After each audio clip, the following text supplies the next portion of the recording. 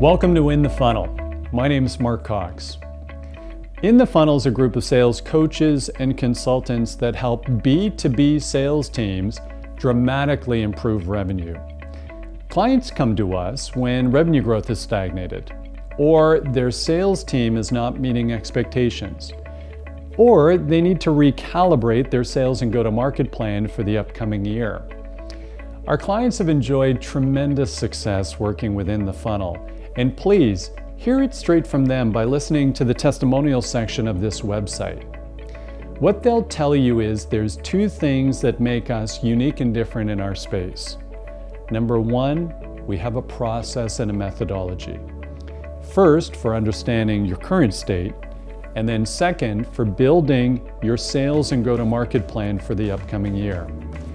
The second thing that makes us unique and different is that everybody within the funnel has run a material sales organization in their recent past. We're all practitioners.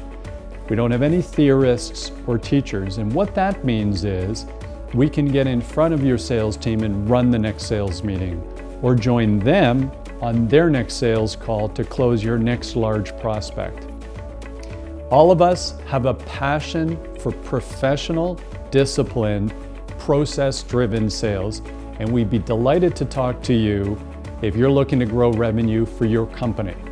Please feel free to reach out to us through this website at info@inthefunnel.com or by telephone. Thanks for taking the time to watch this.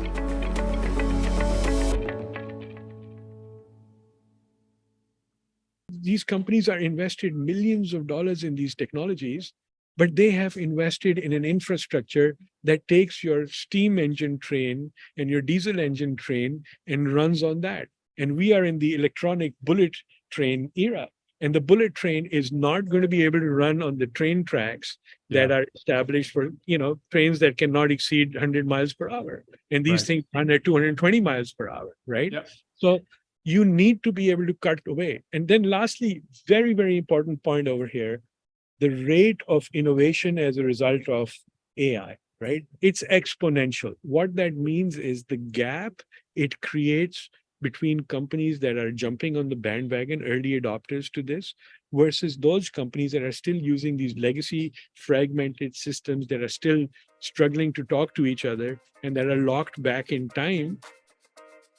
The rate of change is going to be significant. Team, a day doesn't go by where the topic of AI doesn't actually come up in conversation about life or about professional sales. Of course, everybody's heard of ChatGPT by now. Most of you are probably using it in some capacity. And in the interest of being authentic, I'm going to tell you that most of the questions for today's podcast came when I asked ChatGPT what I should ask an AI expert in a podcast. ChatGPT posted most of the questions I used. But what we're going to be doing on the Selling Well is we're going to start to uncover this topic of AI and try and stay current on the topic of AI because it's going to affect everything we do moving forward.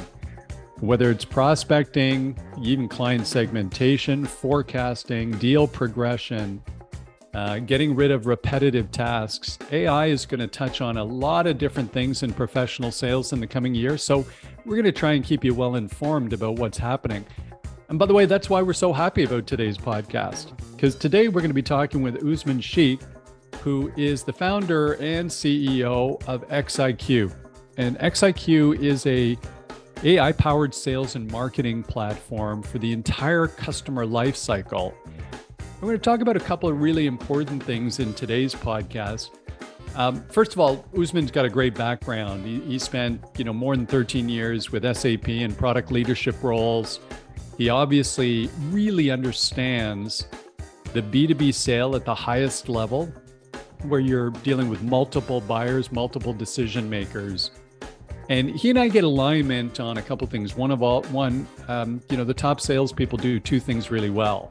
They understand the clients they're selling into and how to help those clients generate a business case for whatever solution they're providing. And secondly, they manage the increasingly complex relationship map. Those are two things that top salespeople do really well. The way Usman came at this solution for XIQ, he said, listen, he saw what some of the top reps in some of the best sales organizations were doing, like SAP. He wanted to figure out, how do you replicate that or make it easier for other reps to be doing the same things along those same two topics, frankly? Building the business cases and understand the clients that you're selling into, what's current, what's going on. And then secondly, how do you really start to work the relationship map and understand who you're selling to? We're going to get into that in detail today, but really interesting stuff where Usman's platform, XIQ, can do those things. It can give you a very quick size up on the clients you're selling into, in many cases, building a SWOT analysis for their business and for your offering into their business, but find out the trends in the industry and the marketplace, very, very current. And then they can actually give you a size up on some behavioral science associated with the key buyers. So they're going to go out and try and build almost a screen scrape of a disc profile for some of the buyers they're going to be selling into, understand the psychometrics, what's important to them. So you have a better chance of actually building those relationships. And I think he uses a term, AI is increasing the human component of sales, which is actually a great way of going at it. It's really clear, team, that Usman's got real depth in the B2B selling space at the highest level, most complex sales. He's also very deep in AI. I learned a lot today, including some of the basics. What is the difference between predictive analysis and generative analysis in AI? What of the tools that are out there, how big is the actual corpus or the database that they're going to? When does it start and stop? And then what is LLM or large language models? What are those? So let's learn some of the basics about AI and start to think about how we apply it to different elements of selling, whether it's customer segmentation, whether it's pricing, whether it's sales development, whether it's forecasting. All of these things are things we can consider with today's podcast. It's a great conversation with Usman. I really enjoyed meeting him, as I do with all the guests. This is the joy of this podcast. And if you enjoyed today's podcast, please like and subscribe to the Selling Well podcast. Here's Usman Sheikh. Usman, welcome to the Selling Well podcast. I'm delighted to have you on the show today, and thanks for joining us. Thank you so much, Mark. Great to be here with you. Well, the topic today is such an interesting one, Usman, and I'm quite sure we're going to have a number of follow-on conversations. But the topic of AI in life is just so pervasive right now, and then as it pertains to professional sales, extremely interesting to many of us. And we know this is changing very quickly, and you're on the front end of many of these things. But one of the questions we love at the beginning, Usman, I know you've got a magnificent background in sales. Tell us a little bit about your journey in professional sales. Yeah, so I, prior to starting XIQ, which is an AI-powered B2B sales and marketing platform, I was at SAP. And I spent about 13 and a half years at SAP. Had the opportunity of working with some of the best salespeople around the world. And building product for them. I built enterprise products for them, rolled those products out into the field, had a great customer-facing experience in Asia Pacific, in Singapore, which is where I first traveled to and kind of worked over there for 2.5 years. Then I went to headquarters in Waldorf, Germany, and kind of faced with the entire EMEA, Europe, Middle East, Africa client base. And then eventually came to Palo Alto and kind of handled North America, Latin America, American clients, introducing them products, and introducing innovation that SAP was bringing to market. And a couple of things I noted in there, what were some of the best practices of the sales guys, right? And kind of an old cliche, but 2 eyes, 2 ears, 1 mouth, use them in that order, right? The top sales guys were probably the most unassuming people. They could be flies on the wall, but they were the ones that were closing the 100 million plus euro deals for SAP. So what were they doing, right? This was where they had big networks of people that they could call up, the partners at Accenture, the people at HP, the PwC guys, and get all sorts of insights and information. They really knew the organization they were selling to very, very well. And they had networks of people, supporters. They were very likable people, extremely knowledgeable, and they were like kind of thought leaders and the go-to person when you wanted to find out anything that was going on in the industry. They were partners. But the rest, but these were only about the 5% top performers in an organization. The rest of the 95% were struggling with this. So the idea of XIQ was born, which was that how can we actually help the rest of the 95% get the value and the wisdom of these top 5% of the performance?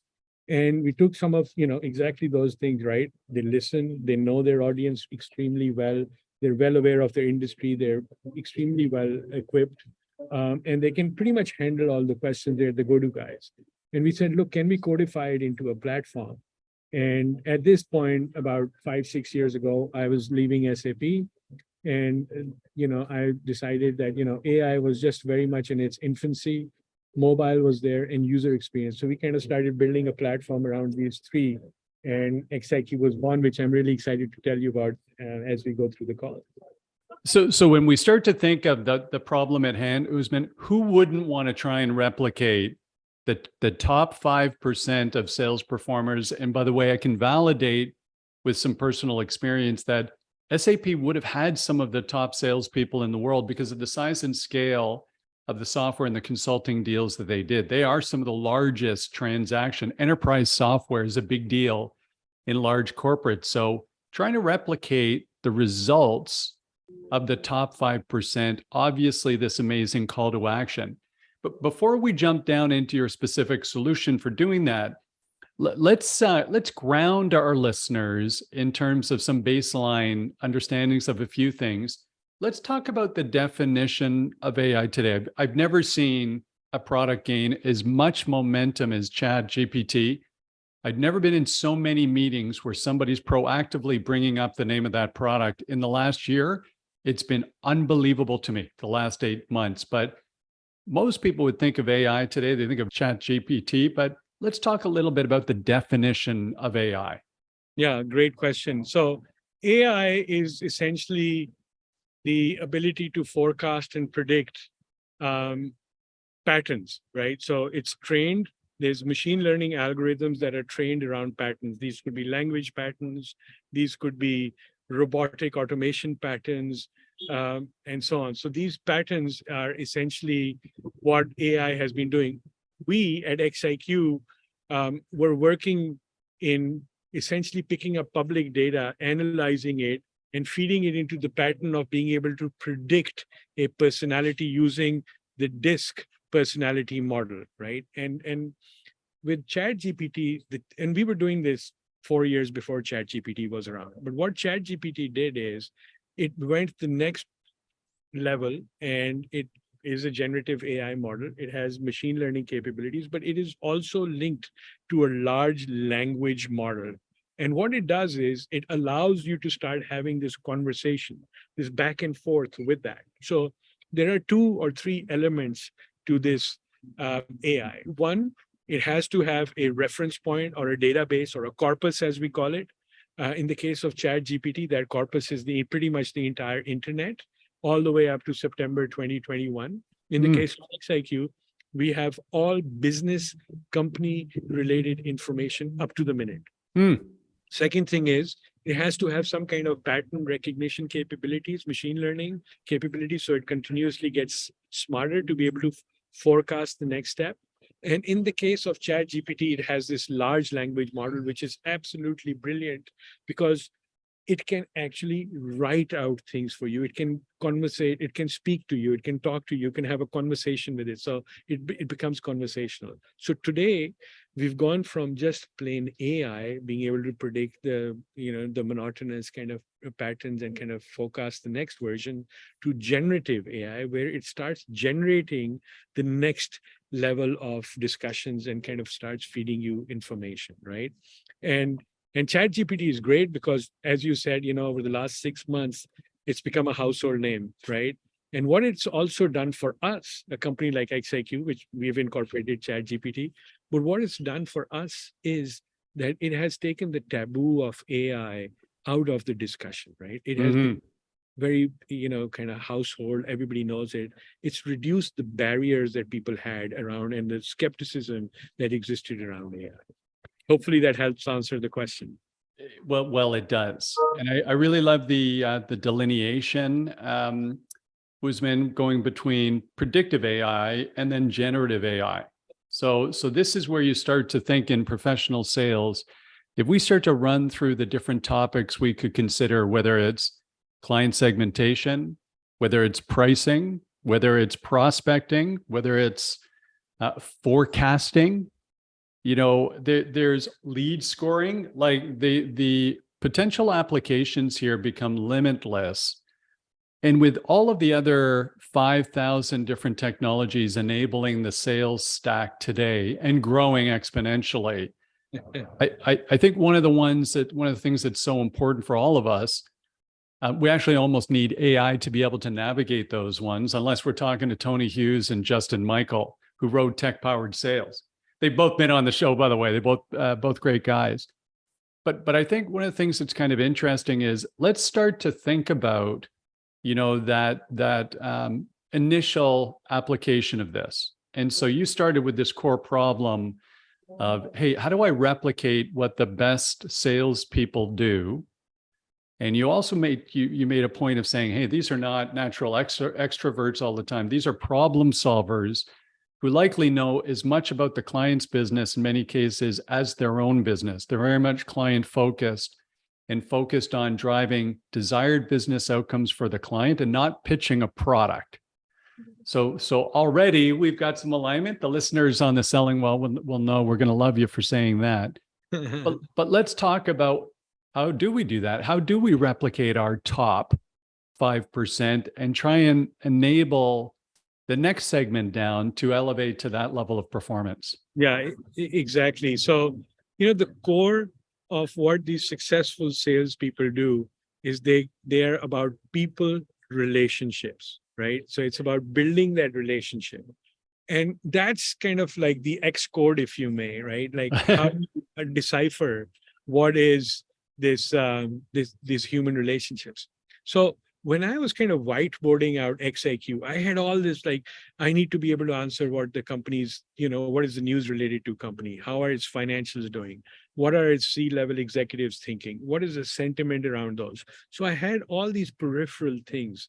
But what I was missing at the initial whiteboarding sessions was the person, right? And so I put it on a board, and a friend of mine came in and he looked at it and he said, this is all great, but what you're missing, the missing ingredient is the person. And that suddenly lit up the light bulb, right? How do we kind of decipher the human relationship code? And we turned around and looked at behavioral science, and there it was.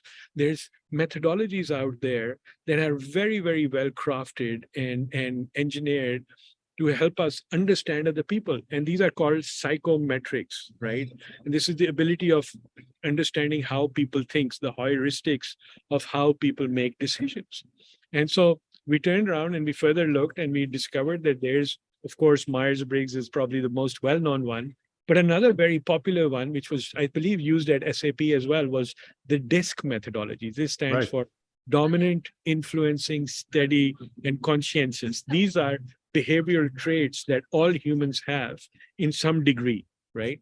And so from there, they had built a very nice, kind of a model, publicly available model, by the way, that you could use to be able to, traditionally you took tests to answer questions.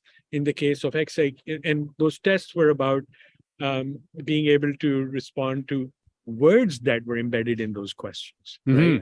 And situations that were embedded in those questions. And then, you would be able to formulate what kind of personality it is. And then you usually give career advice. So we made a little few twists. So first of all, instead of a test, we said, we're going to go and pick up digital breadcrumbs. My experience at SAP in building the SAP EcoHub, the online store, was that people are leaving a lot of digital breadcrumbs. And I'm going back, dialing the clock back to 2008 at that point, right? Wow. And now in 2023. So you can imagine the amount of breadcrumbs we leave in the public domain. Second thing was that So we pick up these breadcrumbs, and then we can analyze them using the same algorithms they had for the tests, but we can do that in under 3 seconds. And Wow. now we have over 2 billion people that are leaving digital breadcrumbs that we can query and put a disc personality with a fairly high degree of accuracy. So that was a very, very important ingredient in kind of replicating the best practices of the salesperson, was to be able to understand that human dimension. Now that we had that human dimension, and it was, how do we build the relationships? Well, we have human dimension for person A, we have human dimension for person B. What is the alignment between these human dimensions? That becomes somewhat easier once you have cracked that bigger code, which is like, who are these people, right? Then finding the affinity, so to speak, between those becomes a lot easier. And therein starts, how do we build this relationship? And then how can we pan this relationship across the rest of the 95%, right? So we'll go back, we'll touch on a couple of things here. And one of the reasons you are here today is another great guest on the show, Alice Hyman, whose dad was from Miller Hyman. Exactly. You're touching on, at the core, even for an enterprise sales deal, probably the two most important things is understanding the business case, return on investment, the opportunity, in terms of the solution. There's got to be a viable business case. And then the second piece is, who are the somewhere between 6, 8, 10 people who actually really influence that deal? What's important to them? What's most important to them? How do they feel about us? What's their degree of influence? With the 1,000 sales books that have been written since strategic selling, a good portion of them take 60% of strategic selling, which is all about playing with the buyers, the buyer personas and all the rest of it, because that's so foundational.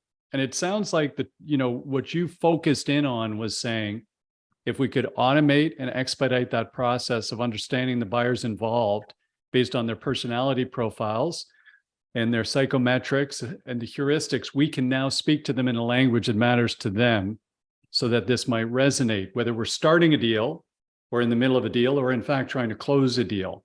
So that speeds up this process of trying to get to know the buyer. Yep, got it. What about the other element of if I'm trying to understand that company and the business case? You came from SAP, you spent years and years there. They had a group called value engineering, and value engineering was used to actually assess the strategic positioning of a particular prospect and understand how they're performing against their peers, and where there were gaps, then we'd go in and talk to that client about getting up to or surpassing the market KPI for anything. So we had a reason for that conversation.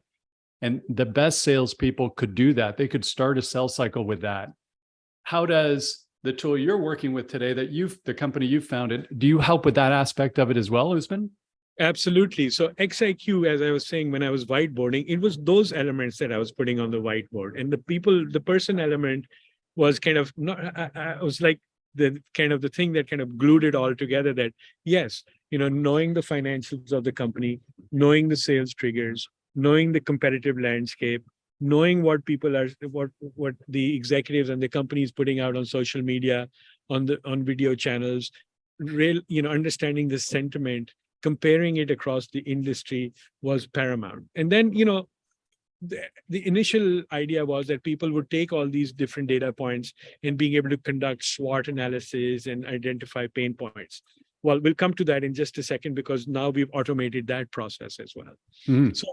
So this, so it's good that I'm a people person, and I have high likability with you, and I have developed alignment, but I need to be able to provide that value added to the relationship. And in the B2B sales relationship, it's two things. It's the business value that I can deliver, or my product or service can deliver, but it's also, more importantly, the individual value that I can deliver for you, one of the 12.5, as Gartner says, buyers in the buyer committee, right? So it's being able to press two buttons. One, of course, I come to you, Mark, and I say, this is something that's going to really, really help your business. Great, check mark.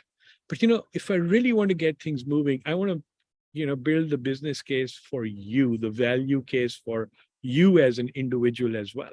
So what we did is we've aggregated, XIQ has aggregated the entire internet. We use natural language processing and we've written our own AI-based algorithms to take news about companies and then categorize it into 21 different types of news: mergers and acquisitions, litigations, new product introductions, new clients, impact of COVID-19, and it goes on and on, critical things. So you can, as a seller, you can come in as a value engineer, you can come in, apply a filter, and then cut the signal to noise ratio and focus in on those aspects of news that are going to be important to your industry and to your client base. So that's one. Financials are present, that helps you do that. Now, all of this were ingredients we had in place. And this year, what we've started to do is connect the dots, right? So how are we connecting the dots? Two ways. One, the buying committee. So within the buying committee in XIQ, at a press of a button, you can start following people and build a buyer group. And within the buyer group, it automatically places you into three categories. First category is that of a doer. And these doers are people that are fast movers. They like to get things done. They're decision makers. They might step on people's toes, right? But they will get things done.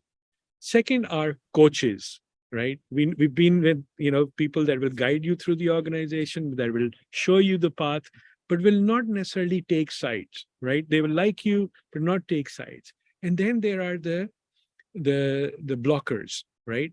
And these are not necessarily naysayers. People kind of say a lot of people that block are naysayers. Not necessarily naysayers. They're just people that ask a lot of questions. They're naturally skeptic about things. They don't take things for face value.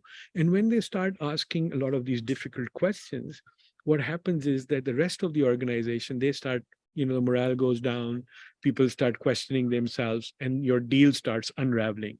Most people tend to show up a little bit later in the funnel, right? So they show up later in the funnel, and you've worked really, really hard.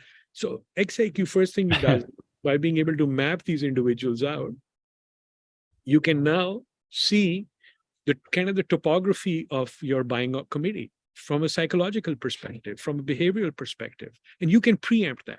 Now, second part is, now that I know the topography, I need to be able to convince them of the business value, right? So what we did is, we had all the ingredients coming into XIQ, which were, what is happening within the company? What is the executive suite? What are they talking about? What are their financials? We applied generative AI to that, and voila, in seconds, we can come up with the SWOT analysis, right? Strength, weakness, opportunity, threats of a company. Now, you've been in B2B sales, you've done value engineering, companies like SAP, the importance of SWOT analysis, right?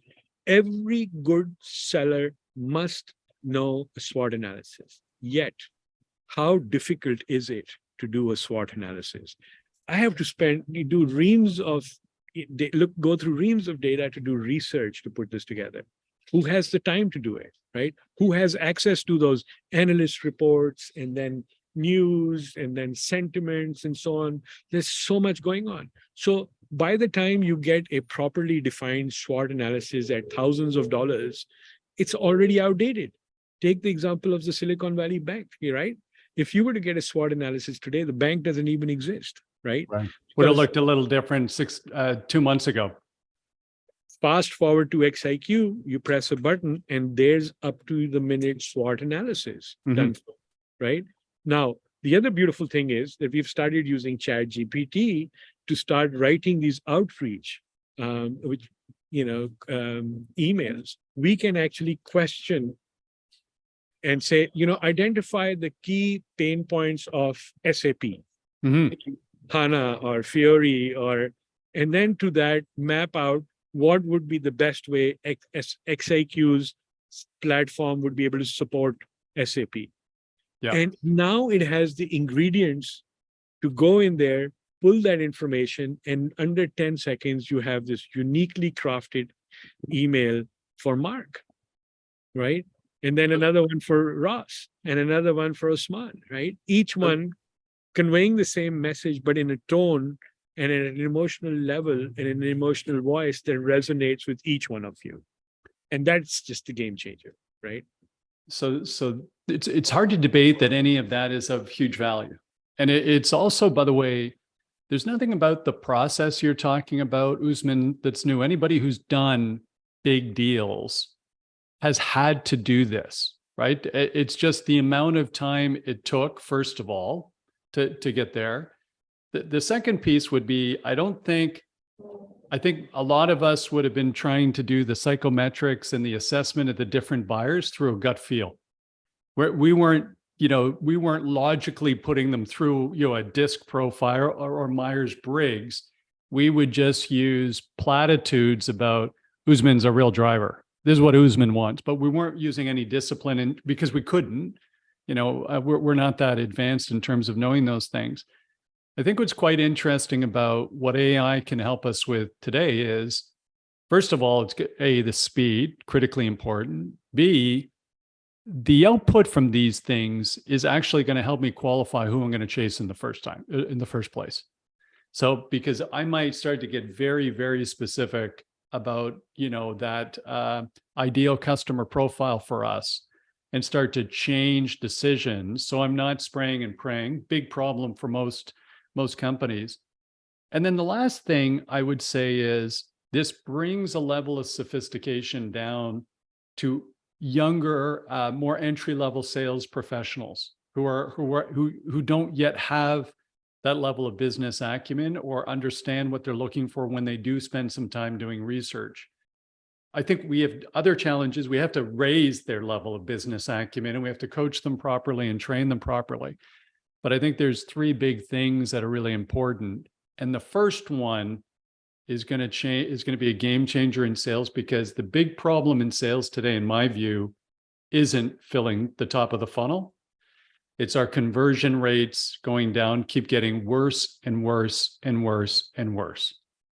And so if I can get better, go after fewer things, have a higher close ratio, spend less money on pursuits that I don't win, so on and so forth, I think that starts to have a real critical impact on a lot of companies out there. Fully agree. We look at it in three dimensions. Business acumen, absolutely correct. And as I was explaining in my previous response, that's one of the things we build. Second is mindful engagement, right?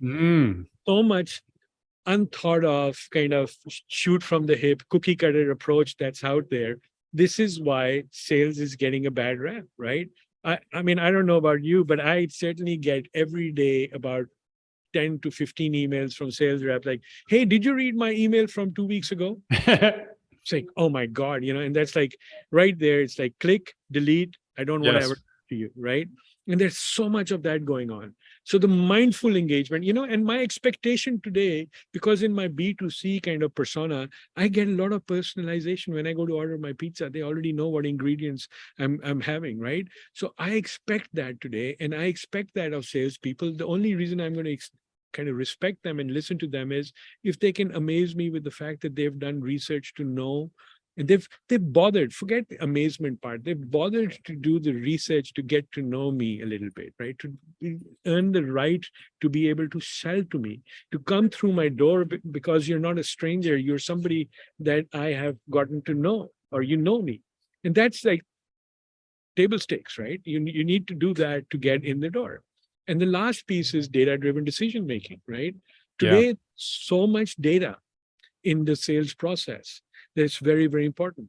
And I'll say there's a fourth ingredient that all of this, when you kind of AI automate it and kind of shrink the timeline, add the beefiness to this, with in the intelligence to this, it's the singularity of the process. A term that you are probably familiar with is the customer engagement lifecycle, right? And so it's about the customer. It's about customer centricity. And, if you look at the fragmented you talked about 11,000 sales solutions, right? That's a disaster in my first place. Mark, did you know that in 2017 already, Gartner predicted that the technology budget of the CMO is larger than that of the CIO of a company? Mm. That's a very huge problem statement, right? Because I hired a chief marketing officer, not a chief marketing technology officer, right?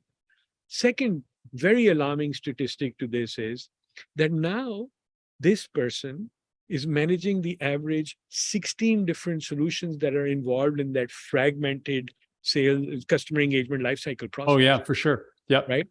And so my budget that should be spent on going and running programs, in events, in nurturing my pipeline is now being diverted towards very, very expensive integrations. And as we both know, that those integrations lock you in time, meaning that if you wanted to upgrade You from knew something about that at SAP, Usman. By the way, don't be on the other side of the fence now, okay? Nobody could ever get out of an SAP implementation, even if they wanted to. So that served you very well for 15 years of your career. Let's not look at it the bad way now. Exactly. But it locks you in, but it retards innovation, right?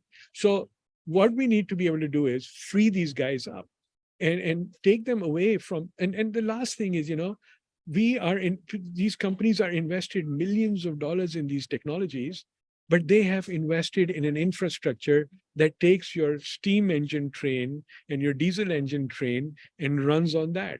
And we are in the electronic bullet train era. And the bullet train is not going to be able to run on the train tracks that are established for, trains that cannot exceed 100 miles per hour. And these things run at 220 miles per hour, right? Yep. So you need to be able to cut away. And then lastly, very, very important point over here, the rate of innovation as a result of AI, right? It's exponential. What that means is the gap it creates between companies that are jumping on the bandwagon, early adopters to this, versus those companies that are still using these legacy fragmented systems that are still struggling to talk to each other and that are locked back in time. The rate of change is going to be significant, right? On that point, you're right. So the rate of change is coming rapidly. Let's get away from a product discussion for a second, but you're clearly an expert on AI. What are your sources of information, Usman, for staying current? We've got a lot of CEOs listening to this who want to elevate their level of acumen with AI, and they're hearing so much from so many different areas. How did they stay a little bit current or improve their level of acumen with AI? Yeah, so I'll do a shameless plug for something that we do.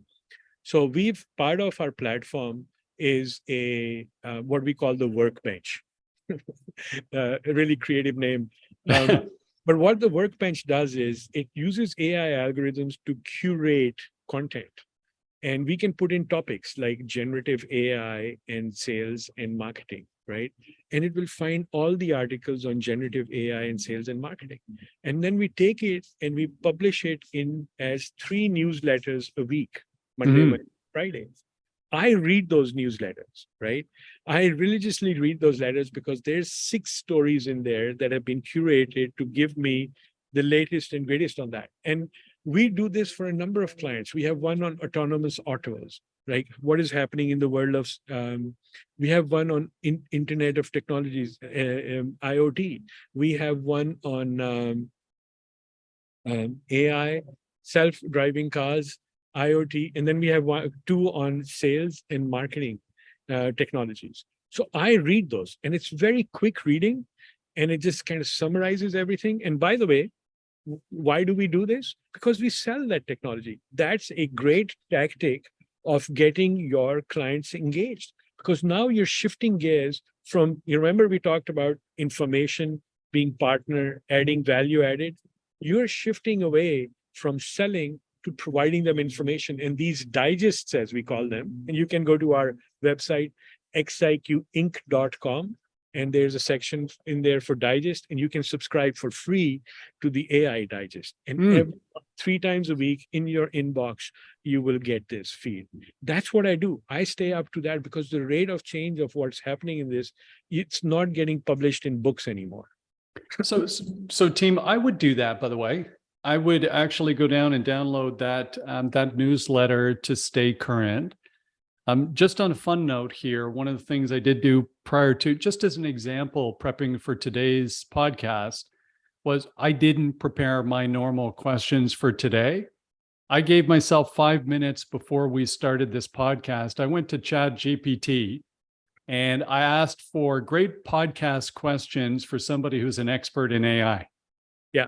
And I got a list of, now, frankly, I didn't get to all of them, but I got a list in 7 seconds or 4 seconds of 22 spectacular questions that not only will I use for this podcast, but I'll actually end up using them for lots of other podcasts on AI, because this topic's never going to stop.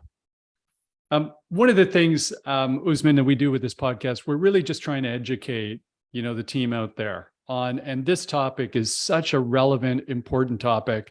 I have to say that your energy, enthusiasm for this topic is absolutely contagious.